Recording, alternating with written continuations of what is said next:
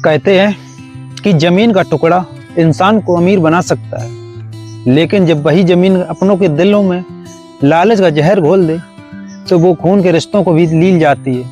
आज की कहानी किसी पराय हैवानियत की नहीं, ये कहानी एक ऐसे हंसते खेलते परिवार की है जहां बरसों पुराने एक पुश्तैनी मकान की मिट्टी में अपनों का ही खून मिला दिया गया। एक ऐसा खौफनाक कत्ल जिसकी साजिश किसी और ने नहीं बल्कि उस शख्स ने रची जिस पर पूरा घर आंख मूंद कर भरोसा करता था। यह कहानी है बिहार के एक छोटे से कस्बे के रहने वाले 58 साल के बुजुर्ग राम प्रसाद जी की।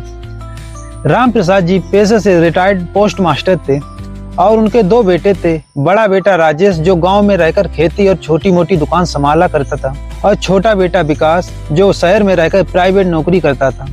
गांव के मुख्य चौराहे पर राम प्रसाद जी की 2 बीघे का एक पुश्तैनी मकान और दुकान थी। शहर के बाईपास रोड बनने की वजह से उस जमीन की कीमत रातों रात 2 करोड़ रुपए से ऊपर पहुंच गई। राम प्रसाद जी का इरादा था कि वो इस संपत्ति को दोनों बेटों में बराबर बांट दें, लेकिन बड़ा बेटा राजेश चाहता था कि मुख्य सड़क की पूरी दुकान उसे मिले, क्योंकि उसने बरसों तक गांव में रहकर माता पिता की सेवा की। इसी बात को लेकर घर में अक्सर कहासुनी होने लगी। 10 अक्टूबर की रात पूरा परिवार खाना खाकर सो चुका था। रात के करीब 1:30 बजे अचानक मकान के पिछले हिस्से से आग की लपटें उठने लगी। आग इतनी भयानक थी कि पूरे घर में धुआं भर गया। राम प्रसाद जी और उनकी पत्नी कमरे के अंदर ही फंस गए। पड़ोसियों ने कड़ी मशक्कत के बाद दरवाजा तोड़ा और दोनों दंपति को बाहर निकाला, लेकिन तब तक राम प्रसाद जी ने दम तोड़ चुके थे और उनकी पत्नी गंभीर रूप से झुलस चुकी थी। छोटा बेटा विकास शहर से भागता हुआ गांव पहुंचा। रो रो कर पूरे परिवार का बुरा हाल था।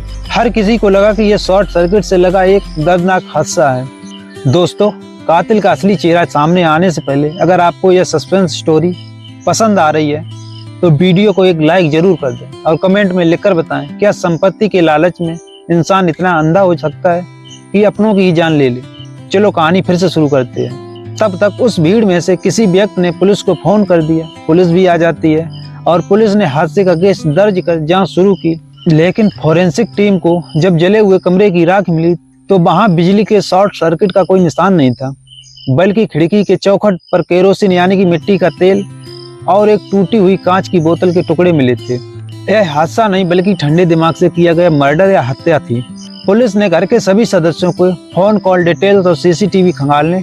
घटना वाली रात बड़ा बेटा राजेश घर पर ही मौजूद था और उसने दावा किया था वो आग बुझाने की कोशिश कर रहा था, लेकिन पुलिस को तब शक हुआ जब डॉक्टरों ने बताया कि राजेश के शरीर पर धुएं या आग का एक